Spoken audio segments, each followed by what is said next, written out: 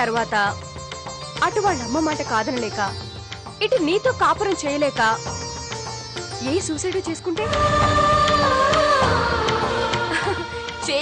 ఏంటి చేసుకుంటాడు. అంతేకాదు పంతం పట్టి తన కొడుకు జీవితాన్ని నాశనం చేసిన ఆ జగదీశ్వరి కూడా దిగులుతో మంచం పట్టి ఏ హార్ట్ అటాక్ తోనో హరి అంటుంది. ఈ పెళ్ళొద్దని నేనెలా చెప్పగలను? మరి ఇంకెవరు చెప్తారు? ఒక్క నువ్వు వెళ్ళి నాకు ఈ పెళ్లి ఇష్టం లేదు అంటేనే తప్ప జగదీశ్వరి ఈ పెళ్ళి ఆపదు.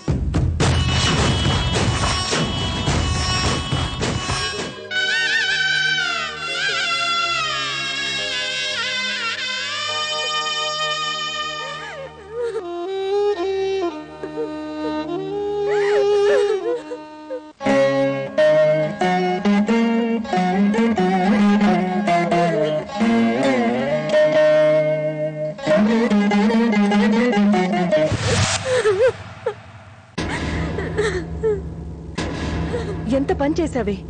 ఎవరో వచ్చి బావగారిని ప్రేమించానని చెప్తే నువ్వే కాదు, నీ ప్లేస్ లో బావగారిని పెళ్లి చేసుకోబోయే ఏ అమ్మాయి అయినా భయపడుతుంది.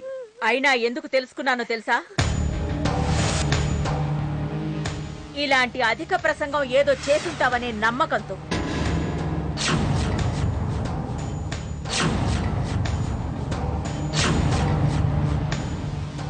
నిన్ను నా ఇంటి కోడలుగా చేసుకోవాలనుకున్న రోజునే అంతా క్లియర్ గా చెప్పాను. ఎవరో ఒకరు ఏదో ఒకటి క్రియేట్ చేస్తారు, అవన్నీ పట్టించుకోవద్దని చెప్పినా నీకు అర్థం కాలేదే? ఏదైనా విషయం చెప్పాలి అంటే చెప్పడం తెలిసిన వ్యక్తితో చెప్పించాలి. అంతేగాని అసలు మాట్లాడడం కూడా తెలియని ఇలాంటి చౌకబారు మనుషులతో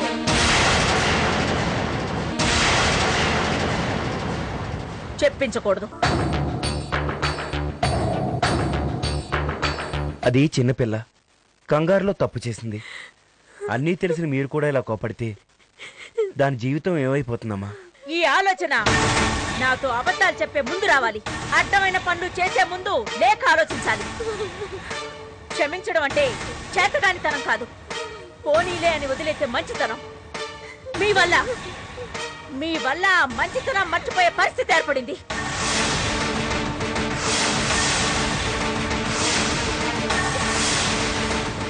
ఏమా మహాతల్లి, ఇప్పుడు నీ కడుపు మంట చల్లారినట్టేనా? వాళ్ళ చేత వేయించాల్సిన అక్షంతలన్నీ వేయించావు కదా, నీకింకొక లోటు మిగిలినట్టుంది కదా. ఈ పెళ్లి ఏర్పాట్లకి ఆపేయండి అని చెప్పు ఉంటే ఆ లోటు కూడా తీరిపోయిందేమో. ఏంటి వసుంధరా మాటలో? లక్షణంగా పిల్లకి పెళ్లి చేసి అత్తవారింటికి పంపించాల్సిన నాకు ఇలాంటి పరిస్థితి తీసుకొచ్చినందుకు కడుపు మండి వస్తున్న మాటలివి.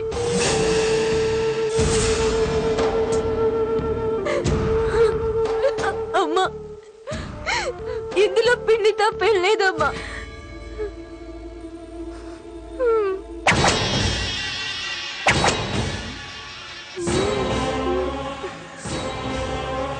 ఏ ఆడపిల్లైనా పెళ్ళైన తర్వాతే తన అత్తగారు, తన భర్త, తన కాపురం సంతోషంగా ఉండాలనుకుంటుంది.